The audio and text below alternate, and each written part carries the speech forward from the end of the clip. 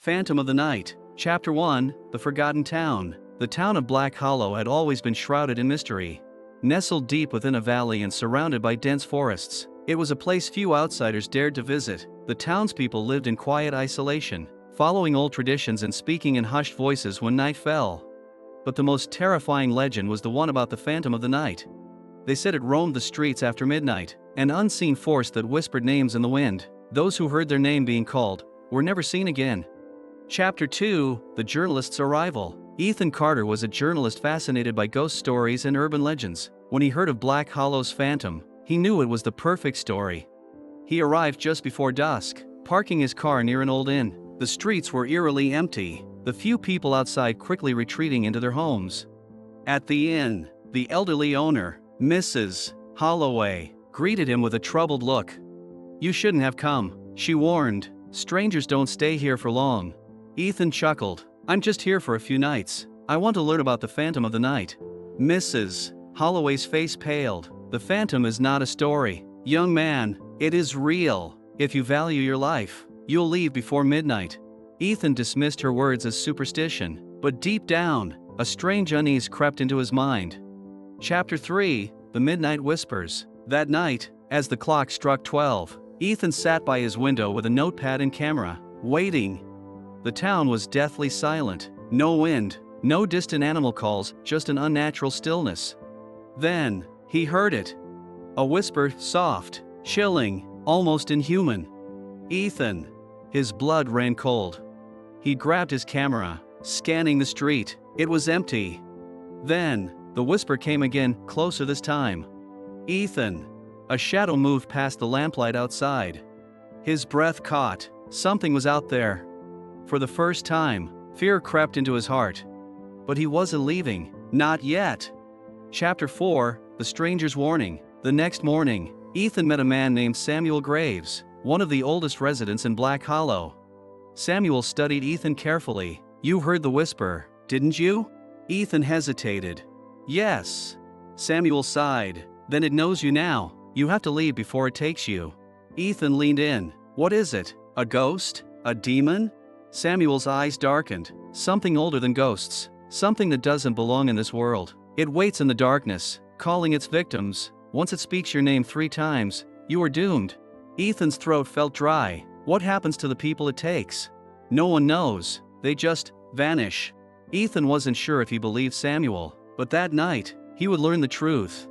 Chapter 5, The Second Whisper. That night, he stayed awake again. Midnight came. The same silence settled over the town. Then, "Ethan." The whisper slithered through the air. His fingers clenched his notepad. "That's 2 times." He peered out the window. The street light flickered. A shadow moved beneath it. Tall, thin, not human. The figure didn't walk, it glided, hovering just above the ground. Ethan's heart pounded. He raised his camera, click. A gust of wind burst through the room, knocking over his lamp. And then, the whisper came from behind him. "Ethan." He spun around, but no one was there.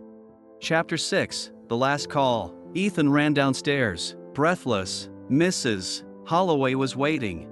"It spoke your name again, didn't it?" she whispered. Ethan nodded. "What happens if it calls me 3 times? She gripped his arm. "It takes you." Ethan refused to believe it. There has to be a reason, a way to stop it. Samuel appeared in the doorway. There might be. They followed him to his house, where he pulled out an old journal. "The Phantom is a lost soul," Samuel explained. "It was once a man, Alexander Vane, who was murdered long ago. His spirit became twisted, cursed to hunt the living." Ethan's hands trembled. "How do I stop it?" Samuel pointed to a page. "You have to return what was stolen from him." "A stolen object?" Samuel nodded. "His silver locket, the one taken from his grave." Ethan's mind raced. "Where is it?" Mrs. Holloway's voice was grim. "Buried beneath the town chapel." The chapel was abandoned. No one dared go inside.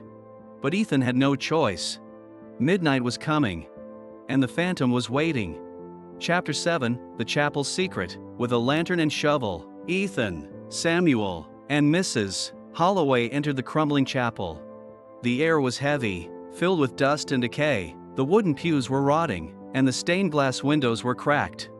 The locket should be near the altar. Samuel whispered. Ethan dug into the loose dirt. Minutes passed. Then, his shovel hit something. A small, silver locket. He wiped the dirt away. Inside was a portrait of a man with hollow eyes, Alexander Vane. A cold wind blew through the chapel. And then, Ethan. The third whisper. Chapter 8, The Phantom Appears. The candles in the chapel flickered out. A shadow formed near the doorway. The phantom was here. Ethan held up the locket. I know who you are. The shadow stilled. You are Alexander Vane. Your locket was stolen, and your soul has been trapped. The phantom shifted, its form growing more human-like. Ethan placed the locket on the altar. You can rest now. For a moment, there was silence. Then, the phantom let out an unearthly cry, and a rush of wind swept through the chapel. The shadow collapsed, sinking into the floor. And just like that, it was gone. The phantom of the night was no more. Epilogue moral. The next morning, the town was different. For the first time in years, the air felt lighter, the streets were filled with people. The legend of the phantom had ended. As Ethan left Black Hollow, he realized something. Some legends are not just stories. And sometimes, the dead only need to be heard. Moral: fear is often rooted in the unknown, but every story, no matter how terrifying, has a truth waiting to be uncovered.